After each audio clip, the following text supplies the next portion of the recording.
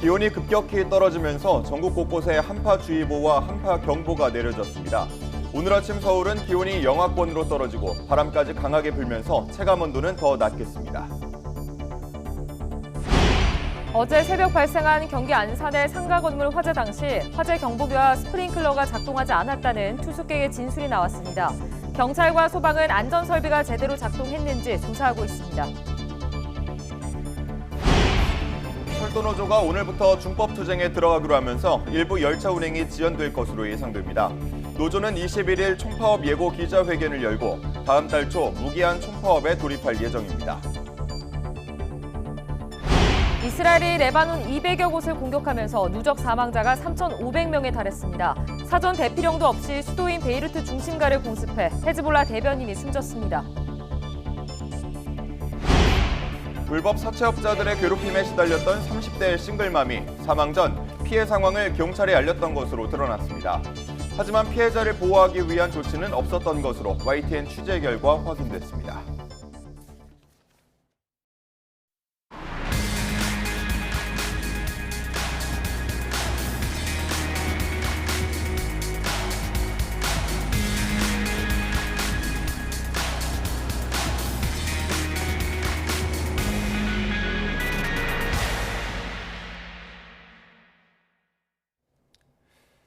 시청자 여러분 안녕하십니까? 11월 18일 월요일 뉴스타트 1부 시작합니다.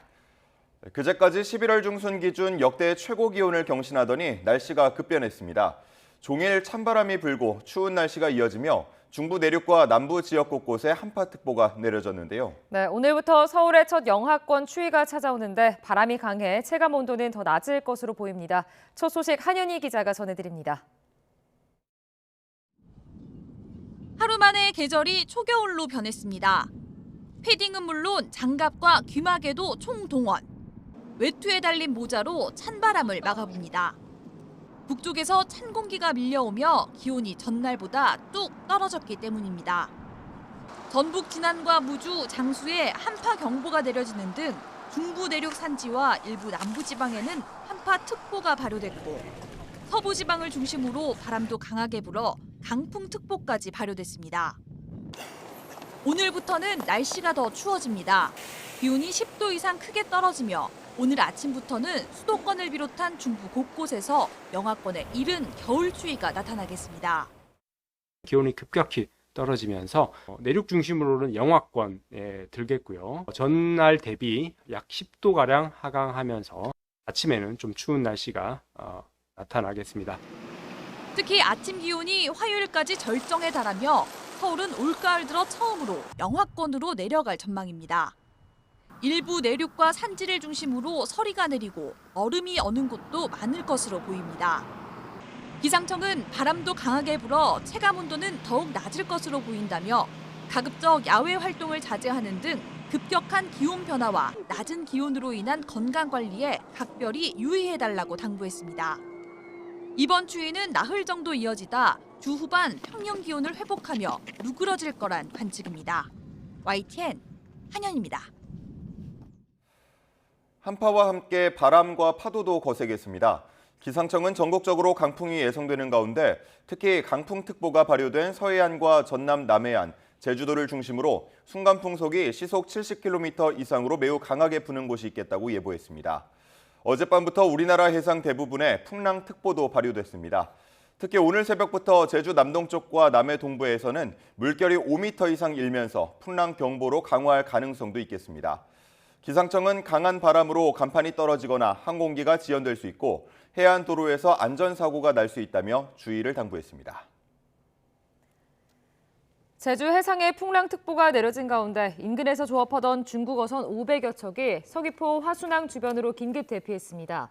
제주 해양경찰청은 어제 오후 긴급 피항한 중국 어선 500여 척이 화순항을 중심으로 서귀포시 대평리부터 송악산 앞까지 모여들었다고 밝혔습니다.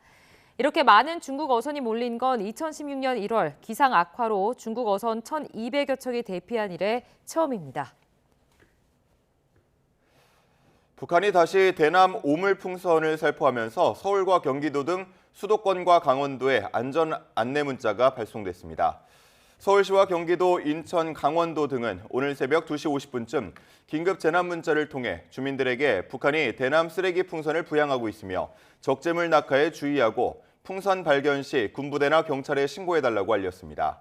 북한 김정은 국무위원장의 친동생 김여정은 어제 조선중앙통신을 통해 발표한 담화에서 16일 대북전단이 북한 곳곳에 떨어졌다며 대가를 치르게 될 것이라고 밝혔습니다.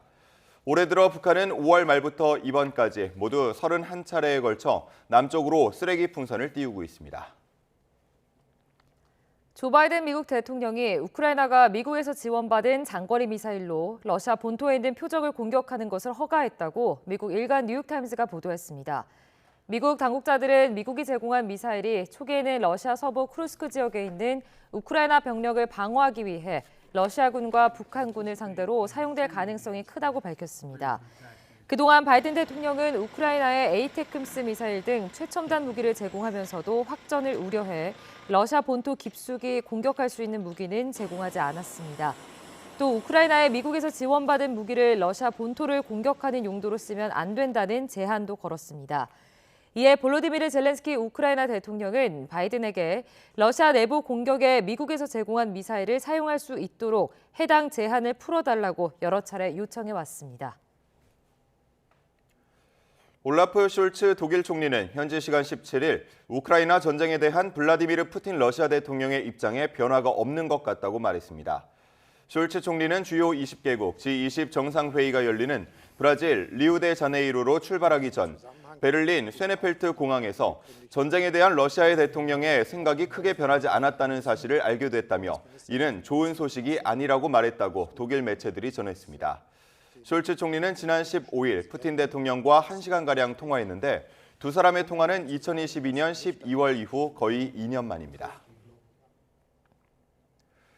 이스라엘이 하루 반 동안 레바논 200여 곳을 공격해 누적 사망자가 3,500명에 육박합니다. 사전 대피령도 없이 수도인 베이루트 중심가를 공습하면서 헤즈볼라 대변인도 숨졌습니다. 신웅진 기자의 보도입니다. 이스라엘의 경고에 따라 레바논 시민들이 먼발치로 대피하자 전투기가 폭탄을 투하해 빌딩을 날려버립니다.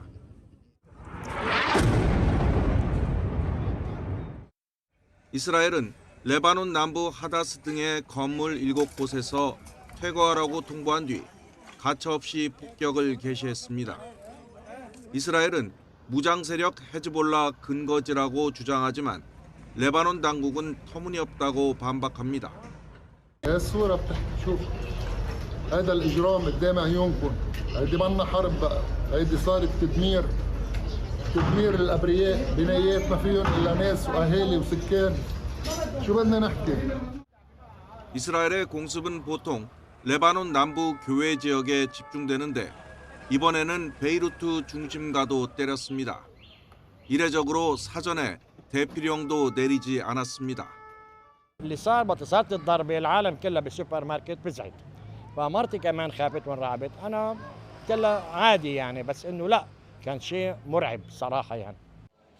바로 이 공습으로 헤즈볼라 수석 대변인인 무함마드 아피프가 사망했습니다. 아피프는 지난 9월 말 폭사한 헤즈볼라 수장 하산 나스랄라의 측근으로 헤즈볼라 방송 알마나르 TV를 관리하는 미디어 책임자입니다. 이스라엘은 지난 36시간 동안 레바논 200여 곳을 공격했다고 밝혔는데 아피프에 대해서는 논평을 거부했습니다. 레바논 당국은 현지 시간 16일에만 29명이 숨졌으며 지금까지 이스라엘의 공격으로 3,481명이 사망하고 14,786명이 다쳤다고 밝혔습니다. YTN 신웅진입니다. 다음 달 초 총파업을 예고한 전국철도노조가 오늘부터 준법 투쟁에 들어갑니다. 한국철도공사 코레일은 철도노조 태업에 따라 일부 열차 운행이 지연될 수 있다며 이용에 참고해달라고 안내했습니다. 또 오는 22일까지 일부 열차의 환승 승차권 발매를 중지한다고 밝혔습니다. 철도노조는 21일 총파업 예고 기자회견과 25일부터 지구별 야간 총회를 거쳐 다음 달 초 무기한 총파업에 돌입할 예정입니다. 철도노조는 4조 2교대 전환과 개통 노선에 필요한 부족 인력 충원, 정부가 정한 그대로의 기본급 2.5% 정액 인상 등을 요구하고 있습니다. 어제 새벽 경기도 안산에 있는 상가 건물 1층에서 불이 났습니다. 불이 나면서 건물 5층과 6층에 있던 모텔로 연기가 삽시간에 퍼져나가면서 소방당국이 50여 명을 구조했는데 이 가운데 2명은 중상을 입고 치료 중입니다. 임혜진 기자의 보도입니다. 상가 건물 1층에서 새빨간 불길이 치솟습니다. 거침없이 뿜던 연기는 순식간에 건물 위층으로 번져갑니다. 새벽 3시 반쯤 경기도 안산 단원구에 있는 6층짜리 상가 건물에서 불이 났습니다. 일단 처음에 펑펑하는 폭발음이 들리면서 나와서 확인하니까는 이쪽에 바깥에서 불이 엄청 크게 시작이 됐고 폭발은 처음에 한 3번 정도? 연기가 건물 계단을 타고 5층과 6층 숙박시설까지 올라가면서 소방은 한때 대응 2단계를 발령했습니다.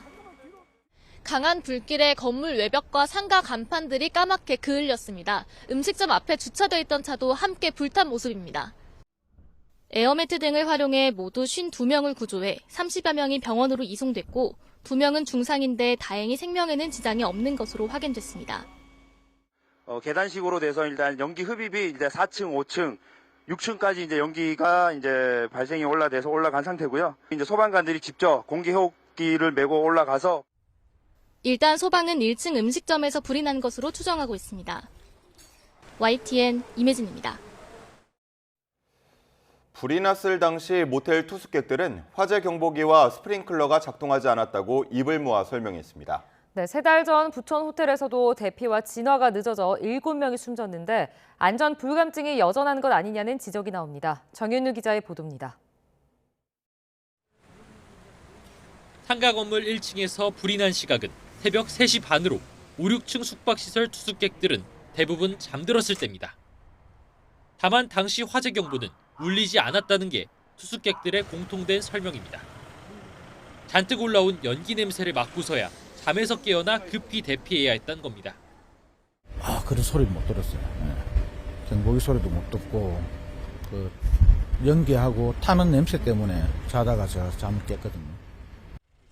또 복도로 빠져나왔을 당시 스프링클러 역시 작동하지 않았다고 증언했습니다. 스프링클러는 혹시? 없었어요.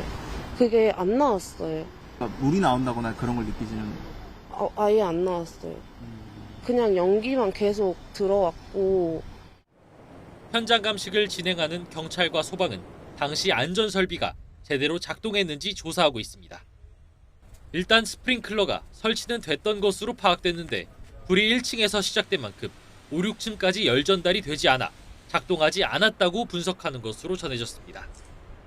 또 경보가 제대로 안 울린 경위도 확인하고 있는데 건물과 모텔 업주의 안전불감증을 지적하는 목소리도 나오고 있습니다. 불과 석 달 전 부천 호텔에서 직원이 경보기를 끈 사이 투숙객 대피가 늦어지면서 사망자가 7명까지 늘어났는데 그때와 크게 바뀐 게 없다는 겁니다. 소방은 일단 현장 감식을 마치는 대로 숙박시설 등을 상대로 설비 점검까지 진행하겠다는 방침입니다. YTN 정윤우입니다. 어젯밤 11시 50분쯤 세종시 연기면에 있는 3층짜리 근린 생활시설 건물 2층에서 불이 났습니다. 불은 40여 분 만에 꺼졌지만 건물 2층 안에 있던 60대 여성과 남성이 숨졌습니다. 소방은 정확한 피해 규모와 화재 원인을 조사할 방침입니다. 어제 오후 2시 반쯤 서울 상도동에 있는 4층짜리 빌라 지하 1층에서 불이 났습니다. 이 불로 다친 사람은 없지만 주민 12명이 대피했습니다. 소방은 정확한 피해 규모와 화재 원인을 조사할 방침입니다.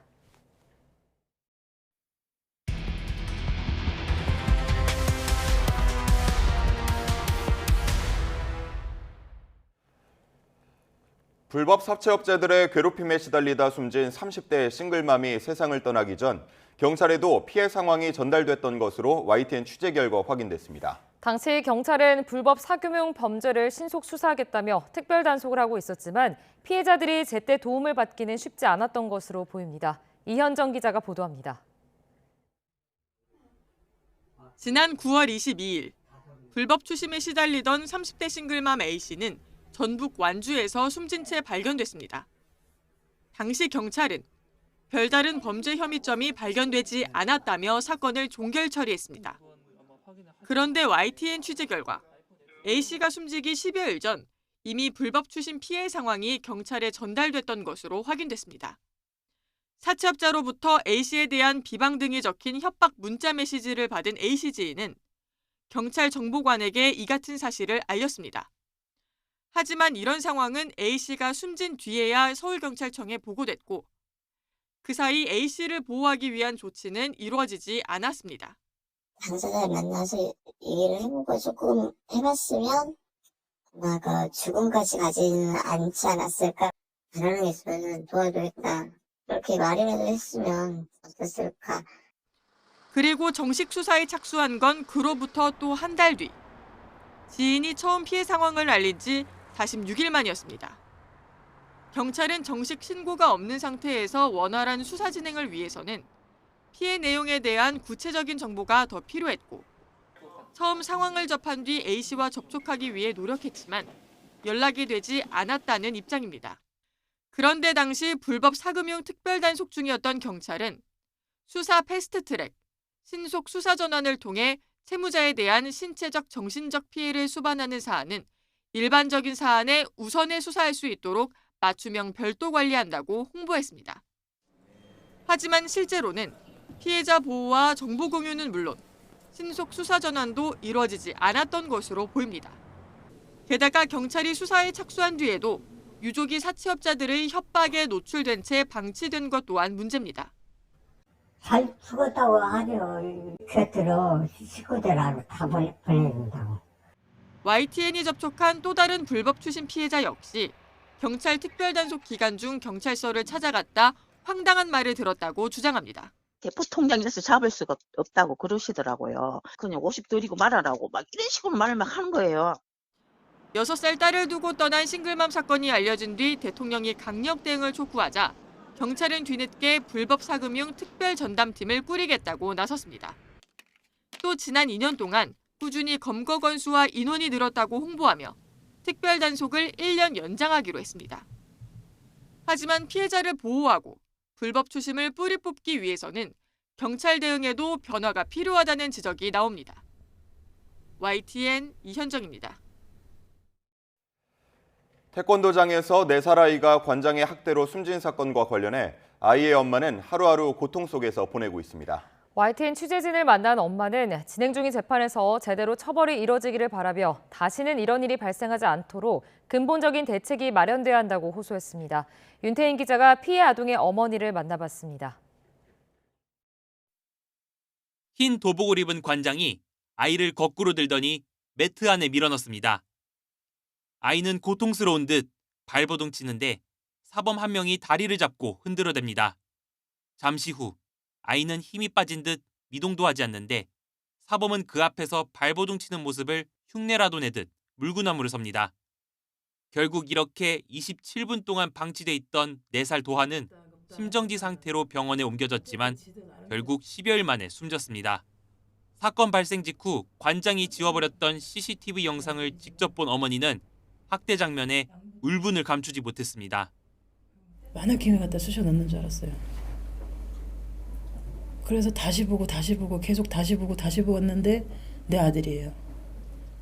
CCTV 영상을 복원한 경찰은 태권도 관장이 지난 5월부터 도하가 숨지기 전까지 2달 사이 140차례 넘게 학대한 것으로 판단했습니다. 또 사범 3명도 아동학대와 방조 혐의로 입건해 수사하고 있습니다. 근데 실제로 저희 도하한테 학대를 했더라고요. CCTV 정황이 잡혔더라고요. 아닌 척하더니. 아동학대 살해 혐의 재판이 진행 중인 가운데 태권도장 관장 측은 관장의 행동이 아이 죽음에 직접적인 영향을 미쳤는지 따져봐야 한다고 주장하고 있습니다. 문제는 자연사가 아니라는 얘기지. 누구냐? 부부장이죠. 사건 2, 3일 있다가 어머니가 호흡기 뗀다고 하고 다녔다. 증거도 없이 그렇게 함부로 얘기를 합니까? 엄마는 CCTV 영상을 보고 또 보며 예뻐하던 아이였다. 장난이었다는 관장의 말이 떠올라 더 화가 났습니다. 뭐 좋은 일 있니? 왜 이렇게 웃어? 애를 낳았대요. 난 애가 죽었는데. 화면 속 고통스러워하는 아이 모습이 계속 아른거리는 엄마는 잘못한 어른들이 제대로 처벌받고 반성하기를, 다시는 이런 일이 반복되지 않기를 기도하고 또 기도합니다. 안고서 계속 사랑해주고 싶은데. YTN 윤태인입니다.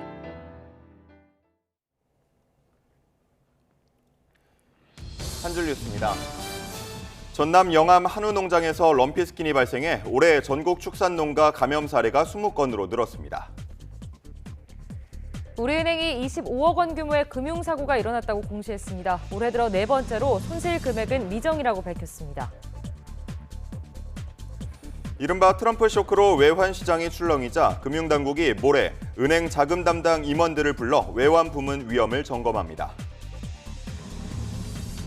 공정거래위원회는 하도급법 위반 혐의로 자동차 부품 제조업체인 대원산업에 재발 방지 시정 명령과 과징금 5천만 원을 부과한다고 밝혔습니다. 국내 10대 건설사가 국내외에서 공사를 하고도 못 받은 돈이 지난 3분기 기준으로 17조 6천억 원에 달해 지난해 말보다 4.2% 증가한 규모로 나타났습니다. 한국부동산원은 지난 9월 서울 아파트 실거래가 지수가 0.01% 하락했다고 밝혔습니다. 지난해 12월 이후 9개월 만의 하락으로 대출 규제와 대출금리 인상 등 가계부채 관리 영향으로 분석됩니다. 집주인이 세입자에게 전세금을 돌려주지 못해 발생한 전세 보증사고 규모가 올해 들어 4조 원을 넘어서면서 허그가 최소 5천억 원 규모 신종 자본증권 발행을 다시 추진하기로 했습니다.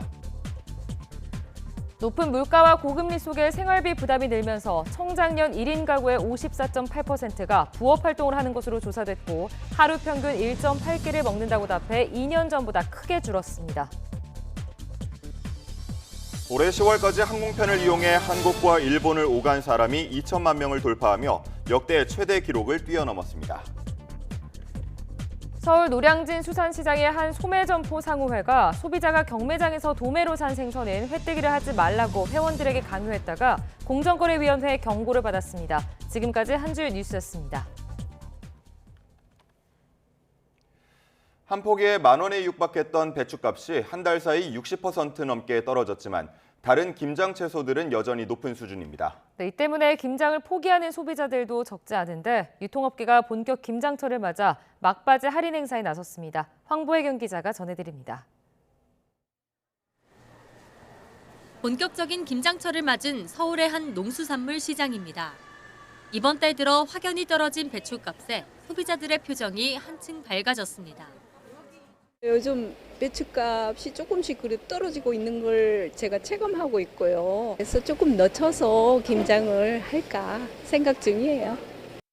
10,000원에 육박했던 배추값은 가을 배추 출하가 본격화하면서 포기당 3,000원대로 한 달 사이 60% 넘게 내렸습니다. 하지만 지난해와 비교하면 여전히 20% 넘게 높은 수준입니다.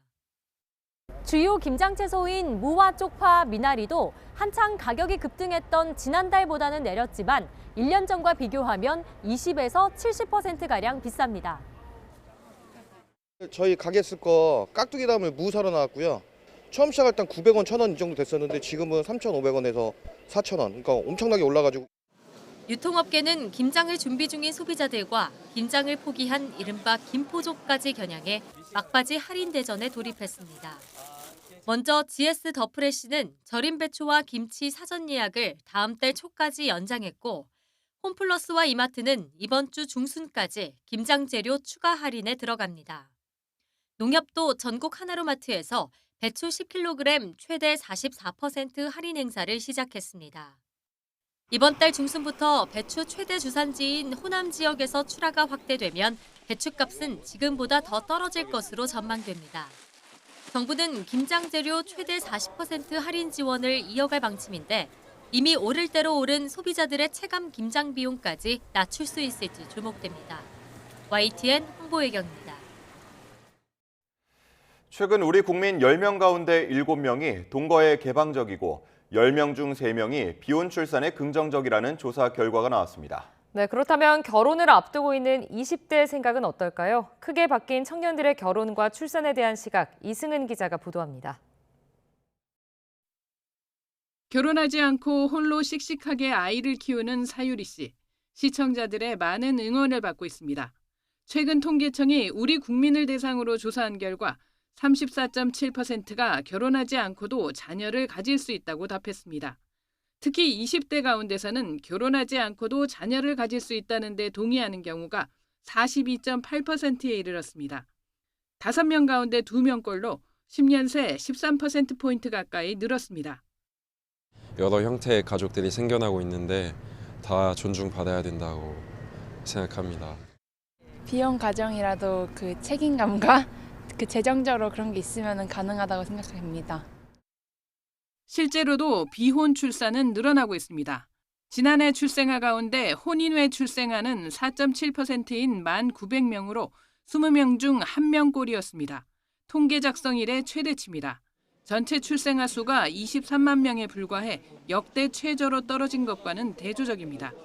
20대는 또 결혼은 반드시 해야 한다거나 하는 것이 좋다고 답한 비율이 39.7%에 불과했습니다. 10년 전보다 12%포인트 가까이 줄었습니다. 이런 인식 변화를 만든 건 경제적 이유가 가장 큽니다. 국민을 대상으로 결혼하지 않는 이유를 물은 결과 경제적 문제가 1위로 60%에 육박했습니다. 비혼 부부 대상으로 결혼 신고를 안 한 이유를 물어도 경제적 문제가 1위였습니다. 청년들은 지금 결혼을 안 하겠다는 것이 아니라 결혼을 하기 힘든 상황 속에서 결혼할 수도 있고 안 할 수도 있다는 삶을 선택을 하고 있는 거예요. 청년층의 사회적 경쟁 압력을 낮추고 가정 형태에 상관없이 아이가 잘 자랄 수 있는 환경을 마련해야 합니다. YTN 이승은입니다. 엔비디아의 차세대 AI 칩 블랙웰이 출시를 앞두고 서버 과열 문제가 발생했다는 보도가 나왔습니다. 미국의 IT 매체 디 인포메이션은 소식통을 인용해 엔비디아의 블랙웰이 맞춤형으로 설계된 서버 렉에 연결됐을 때 과열되는 문제가 발생했다고 보도했습니다. 디 인포메이션은 엔비디아 직원의 말을 인용해 엔비디아 측이 문제를 해결하기 위해 서버 렉의 설계를 변경하도록 공급업체들에 여러 차례 요구했다고 전했습니다. 엔비디아 측은 이에 대해 엔비디아의 엔지니어링 팀과 클라우드 서비스 제공업체와의 협력을 계속하고 있다며 엔지니어링을 되풀이하는 것을 정상적이고 예상되는 일이라고 답했습니다.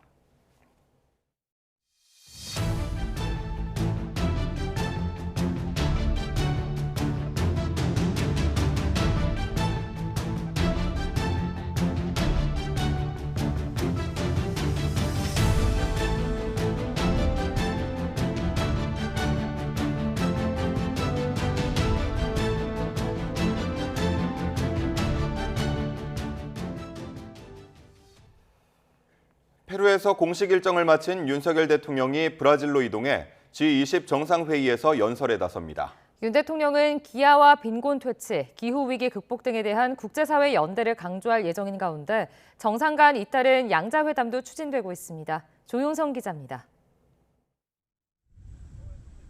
남미 순방 중인 윤석열 대통령이 페루에서 브라질로 이동해 순방 마지막 날까지 진행되는 주요 20개국 G20 정상회의에 참석합니다. 지난 2022년 발리, 지난해 뉴델리에 이어 이번이 세 번째입니다. 올해 G20 정상회의는 정의로운 세계와 지속가능한 지구 구축이라는 주제로 열립니다. 윤 대통령은 사회적 포용과 기아, 빈곤 퇴치를 테마로 한 첫 번째 세션에서 글로벌 식량 위기 대응을 위한 우리 정부의 지원과 개도국의 경제 성장을 지원하기 위한 범 G20 차원의 노력을 촉구할 예정입니다.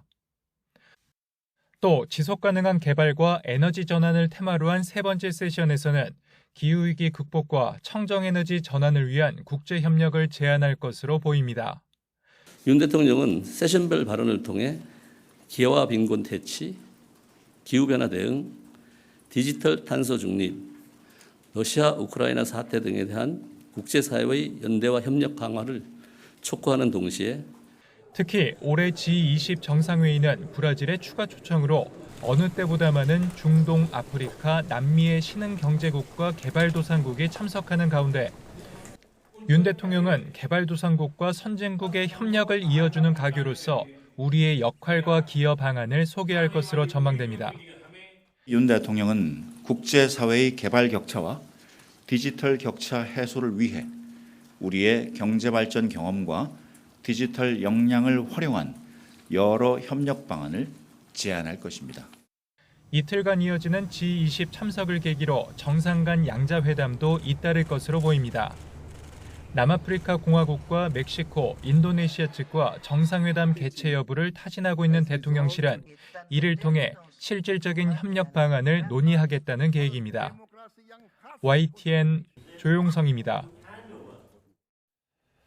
국민의힘은 연일 오는 25일 예정된 민주당 이재명 대표의 위증교사 재판 1심 선고를 부각하며 대야 공세에 총력을 쏟고 있습니다. 특별감찰관 추진 문제로 불거졌던 당내 계파 갈등도 봉합 수순에 접어든 만큼 이번 선고를 계기로 단일 대우 기조를 한층 강화하는 모양새입니다. 박정현 기자입니다. 한동훈 대표는 연일 오는 25일로 예정된 이재명 대표의 위증교사 1심 선고를 정조준했습니다. 담당 판사를 겁박하는 최악의 양형 사유가 쌓여가고 있다며 법정 구속 가능성까지 언급한 데 이어 재작년 민주당이 추진했던 검수 완박대로면 이 대표의 위증교사 사건에 대한 검찰 수사는 불가능했을 거라고 강조했습니다. 친윤계 의원들 역시 이 대표와 민주당을 향해 지금은 판결을 겸허히 받아들이고 사법부의 판단을 기다릴 때라며 힘을 실었습니다. 일각에선 이재명 대표에 대한 즉각 사퇴 촉구와 이 대표 사건을 둘러싼 의문사의 진상을 밝힐 필요가 있다는 주장도 나왔습니다. 민주당이 지금 할 일은 거리에서 국민의 눈과 귀를 가리기 위한 거짓 선동이 아니라 사법부의 판단을 겸허히 기다리는 것입니다.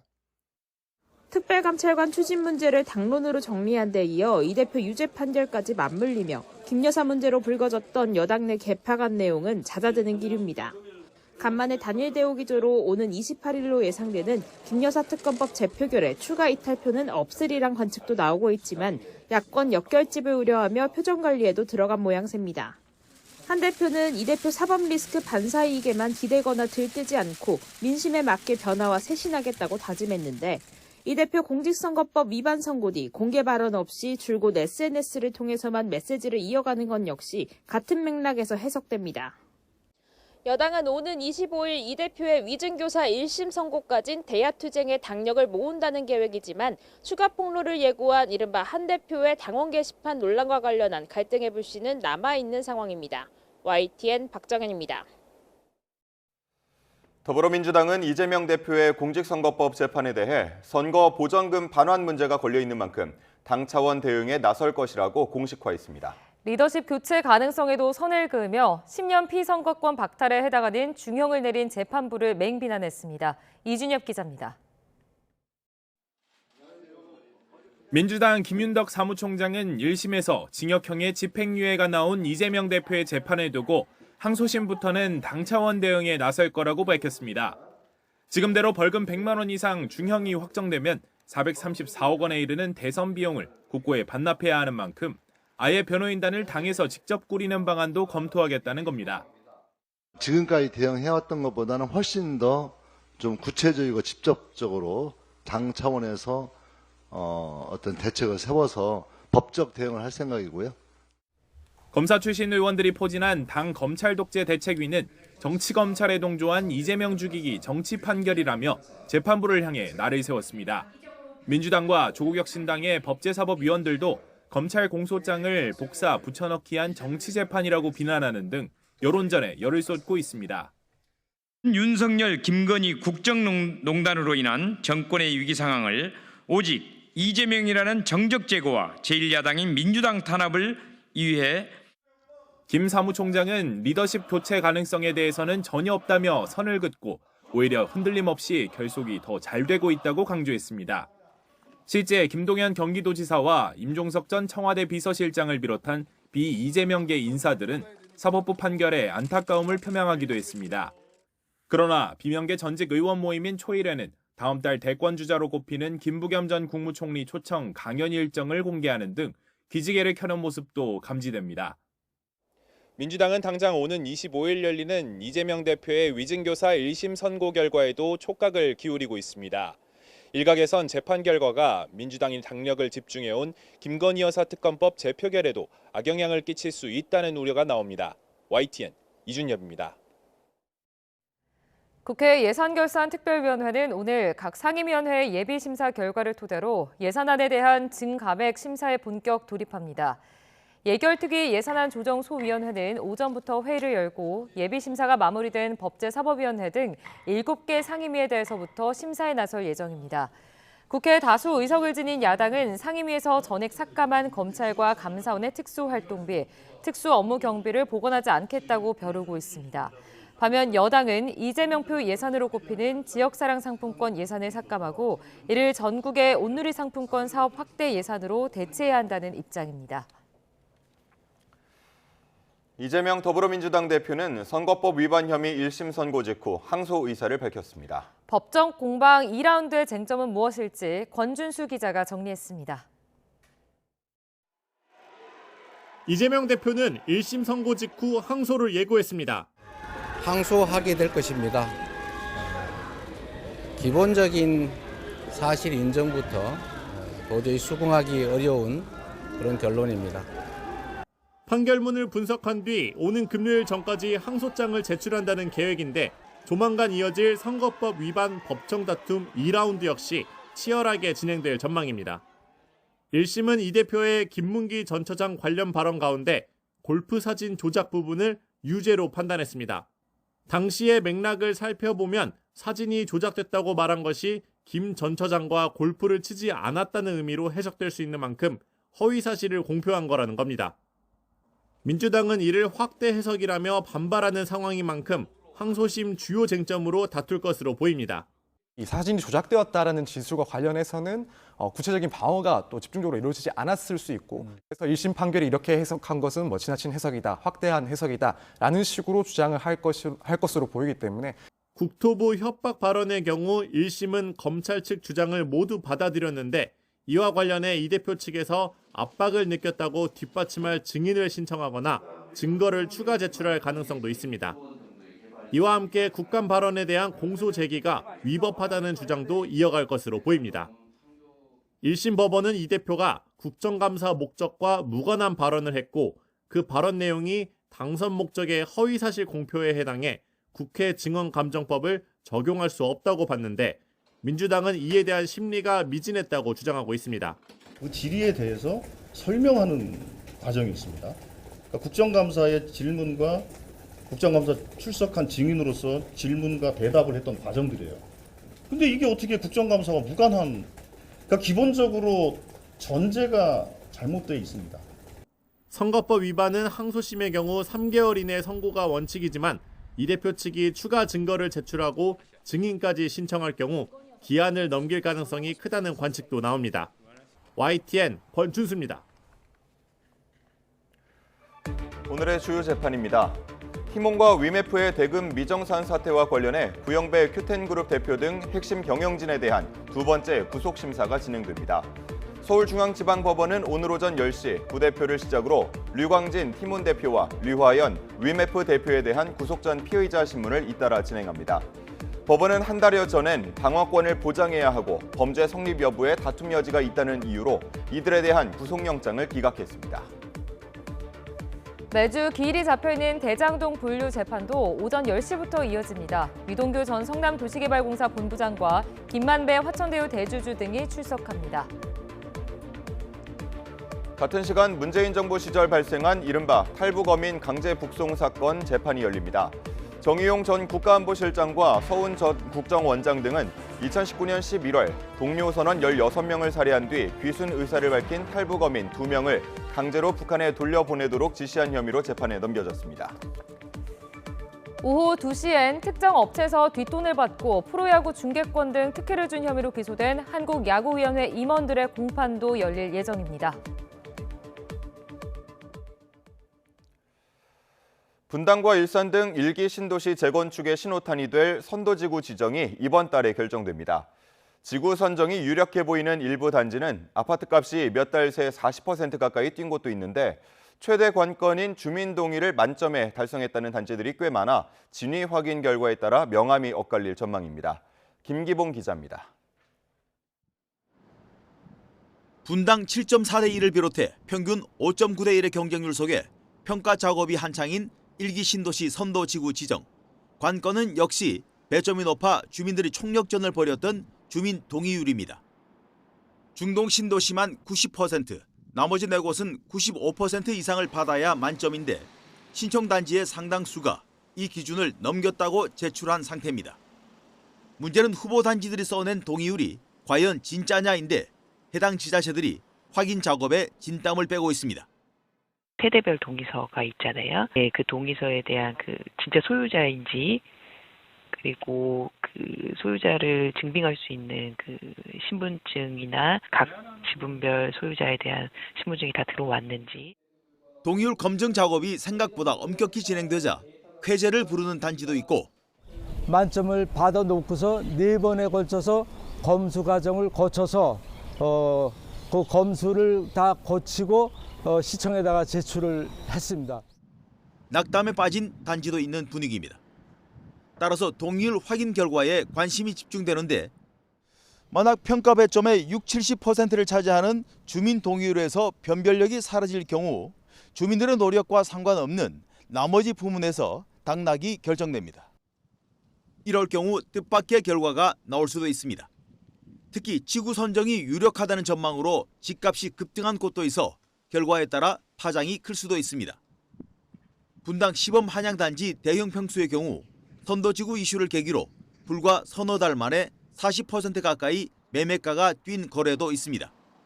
평형별로 금액을 이미 다 최고가를 갱신했고 지금 추가로 나오는 매물도 매물이 극히 적고 그 나오는 매물도 최고가보다 상당히 높은 수준으로 매물이 나오고 있는 걸로 봐서 1기 신도시 지자체들은 이번 달 안에 국토부와 최종 조율을 거쳐 선도지구를 선정할 예정인데 주민 동의율에서 판가름이 날지 다른 요인에서 명암이 갈릴지 모르는 가운데 팽팽한 긴장이 흐르고 있습니다.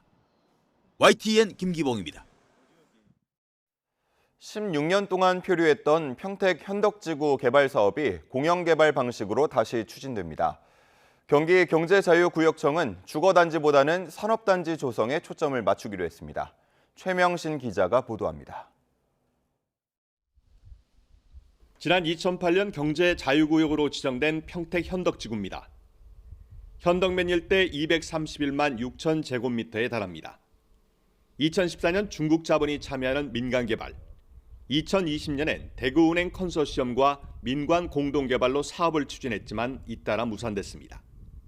주민들은 16년 동안 재산권 냉사가 제한되는 피해를 입었습니다. 수용이 되면 다 없어질 거니까 돈을 왜 드리느냐는 식으로 한 번도 안 도와주니까 16년 동안 받는 고통도는 말도 못해. 비 오면 지금 비 오면 피세요. 우리 집에도. 피 새는 집에서 사는 거예요. 좌초위기에 처한 개발 사업에 청신호가 켜졌습니다. 경기 경제자유구역청이 경기주택도시공사와 평택도시공사가 공동 사업 시행자로 참여하는 공영개발 방식으로 사업을 다시 추진하기로 한 겁니다. 예상되는 사업비는 1조 7천억 원 규모로 주거단지 위주보다는 산업단지 조성에 초점이 맞춰질 전망입니다. 안정적으로 추진하고 또 공공개발 목적에 맞게 지역경제 활성화 차원에서 이제 아파트 개발 계획에서 기업 유치를 위한 일자리 용지로 개발 계획을 변경하게 됐습니다. 사업이 순조롭게 진행될 경우 2027년부터 보상과 함께 토지 공급도 순차적으로 이뤄질 것으로 보입니다. 경기도는 현덕지구를 평택항과 수소 복합기지 등과 연계해 반도체와 자동차, 신재생에너지가 어우러진 첨단 산업단지로 조성한다는 계획입니다. YTN 최명신입니다. 11월 18일 월요일 미리 보는 오늘입니다. 다음 달 초 총파업을 예고한 전국철도노조가 오늘부터 준법 투쟁에 들어갑니다. 한국철도공사 코레일은 철도노조 태업에 따라 일부 열차 운행이 지연될 수 있다며 이용에 참고해달라고 안내했습니다.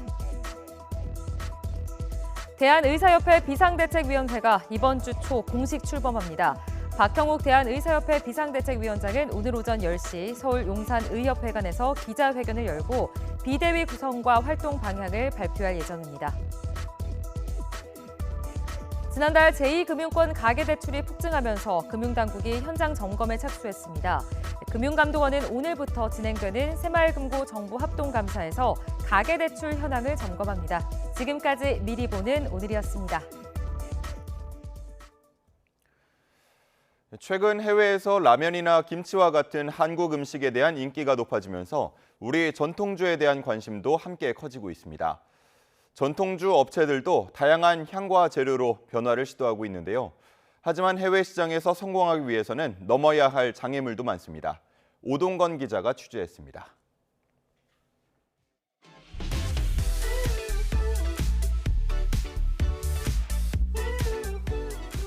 한 잔, 두 잔 들어가는 술잔. 관람객이 맛보고 즐기는 술은 바로 우리의 전통주. 상큼하고 깔끔하고 약간 마음에 들었습니다. 맛있었어요. 고유의 맛을 유지하던 우리 전통주가 과일 향과 허브를 첨가하는 등 현대 소비자의 입맛에 맞춰 변화하고 있습니다. 향이 가장 중요한 것 같아요. 그래서 그 술에서 어떠한 향이나 특징들이 있는지를 주로 보고 특히 드라마나 영화의 삼겹살의 소주 등 우리의 다양한 술 문화가 등장하면서 전통주에 대한 해외 관심도 높아지고 있습니다. 전통을 살리고 싶어하는 마음을 너무 아름답다고 생각해서 그리고 게다가 맛도 너무 다양하고 모든 사람들이 즐길 수 있는 술인 것 같아서 실제로 2019년 이후 코로나 시기를 타고 전통주 수출액은 정점을 찍었지만 지난해 수출량은 7%, 수출액은 2.5% 떨어지면서 주춤한 추세입니다. 유엔 자료에 따르면 세계 주류 시장에서 우리 술이 차지하는 비중은 30위권으로 현재는 미약합니다. 하지만 그 뜻은 앞으로 성장 가능성도 크다는 의미입니다. 문제는 세계 주류 시장의 경쟁이 심한 데다 수출에 필요한 제반 시설에 많은 투자가 필요하다는 점입니다. 가장 시급하게 해결해야 될 게 아무래도 생약주, 생탁주다 보니까는 배송하는데 그러니까 이동하는데 시간이 걸리기 때문에 품질에 영향을 끼칠 수가 있는 거죠. 세계 주류 수출 시장 점유율 19%로 국권이 1위 자리를 지키는 프랑스 와인의 경우 대규모 와이너리가 중심이 되는 것과 비교하면 우리나라 전통주 사업자는 대부분 영세 사업장으로 매출액 10억 원 이하인 업체가 90.7%를 차지합니다. 또 업계에선 이미 각국의 전통주류가 자리 잡은 상황에서 새로운 술이 틈새를 비집고 들어가는 데는 오랜 시간이 필요하다고 분석하고 있습니다. 더구나 고가의 프리미엄 주류를 찾거나 알코올 도수가 낮은 주류를 선호하는 등 소비자 요구가 세분화되면서 수출 전략을 세우기 어려운 상황이 이어지고 있습니다. 라면과 김치, 한식의 인기 바통을 이어받아 세계 시장을 노리는 우리 전통주. 하지만 K푸드의 새로운 성장 동력이 되기까지 넘어야 할 장애물도 분명해 보입니다. YTN 오동건입니다. 노래나 뮤직비디오를 자신만의 스타일로 재해석한 이른바 커버곡과 커버 영상이 큰 관심을 받고 있습니다. 네, 음악성과 완성도를 갖춘 화제의 커버들 이경국 기자가 정리했습니다. 화려해지는 조명, 그리고 마이크를 쥔 채 리듬을 타는 가수 존박. 곧 묵직한 전자음과 함께 노래가 시작됩니다. One look give them whiplash Beat drop with a big flash 집중해 좀 더 think fast 이유 넌 이해 못해 왜 이제 I know I did that Day one no I didn't bad Don't stop 존박이 부르는 노래는 그룹 에스파의 신곡 위플래시. 저음의 목소리에 차곡차곡 쌓은 화음까지 원곡과는 또 다른 매력을 느끼게 합니다. 영상이 큰 화제가 되며 정식 음원을 내달라는 요구가 이어지고 있고 그룹 에스파 역시 찬사를 보냈습니다. 짱이가 좋아하는 랜덤 게임 스타트. 히트곡 아파트의 인트로와 함께 시작하는 뮤직비디오. 핑크빛 배경과 의상, 안무와 영상 편집까지 원작과 판박이인데 등장인물은 로제와 브루노 마스가 아닌 개그맨이자 유튜버인 곽범과 엄지윤입니다. 아파트 뮤직비디오를 커버한 이 영상은 소름 돋는 완성도로 인기 급상승 동영상 1위를 기록하기도 했습니다. 놓치지 않을 텐데 네 손 꼭 잡을 텐데 많이 원했던 만큼 잘해주지 못했나. 지난 6월 한 방송에 나와 가수 린의 사랑했잖아 커버 무대를 선보인 배우 고경표. 깜짝 놀랄 가창력으로 관심을 끌었고 계속 노래해달라는 팬들의 목소리도 잇따랐습니다. 최근 정식 리메이크 음원을 내며 팬들에게 화답한 고경표. 다음 달 팬미팅에서는 직접 무대도 선보인다는 계획입니다.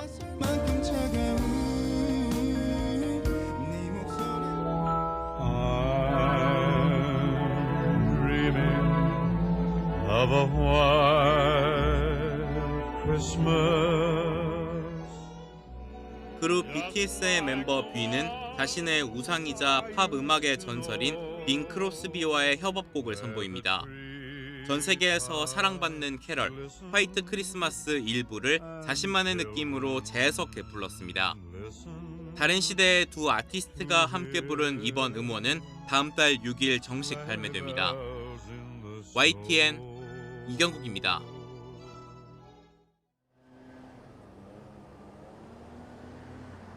휴일인 어제부터 찬바람이 강해지더니 오늘 아침 출근길 본격 초겨울 추위가 찾아왔습니다. 지난주에는 봄처럼 포근하다가 날씨가 갑자기 정반대로 바뀐 건데요. 현재 서울 기온은 0.2도, 찬바람의 체감 온도는 영하 2.5도 안팎까지 뚝 떨어져 있습니다. 패딩과 목도리를 해도 추위가 그대로 느껴지고 있습니다. 오늘 나오실 때는 최대한 따뜻한 옷차림으로 보온에 신경 써주시기 바랍니다. 밤사이 북서쪽에서 찬 공기가 남하하면서 어제 아침보다 기온이 10도에서 15도 안팎 곤두박질했습니다. 따라서 전북 무주와 장수, 진안에는 한파 경보가, 강원 남부와 충청 이남 곳곳에는 한파 주의보가 발효 중인데요. 현재 전국에서 가장 추운 곳은 강원도 고성 향로봉으로 비공식 기록이지만 영하 9.3도까지 떨어졌고요. 그 밖의 지역도 대관령 영하 3.5도, 파주 영하 2.7도 등 중부지방을 중심으로 영하권 추위가 기승을 부리고 있습니다. 이에 따라 일부 내륙과 산간에는 서리와 얼음이 관측되는 곳이 있겠습니다. 한낮에도 10도를 밑돌며 종일 춥겠습니다. 오늘 낮 기온은 서울 7도, 대전 8도, 광주와 대구 9도가 예상됩니다. 당분간 내륙은 대체로 맑겠지만 오늘 오후부터 밤 사이에는 영남 동해안에, 내일은 제주도에 한때 비가 조금 내리겠습니다. 추위는 주 초반 내내 이어지겠고요. 주 후반부터는 예년 수준을 회복하며 이맘때 늦가을 날씨가 이어질 전망입니다. 오늘 전국적으로 바람이 강하게 부는 가운데 강풍특보가 내려진 서해안과 전남 남해안, 제주도를 중심으로는 초속 20m 이상의 돌풍이 몰아치겠습니다. 썰물 관리와 안전사고에 각별히 유의하시기 바랍니다. 지금까지 YTN 원희다입니다. 이상으로 뉴스타트 1부 마칩니다. 잠시 후 2부가 이어집니다. 시청해주신 여러분 고맙습니다.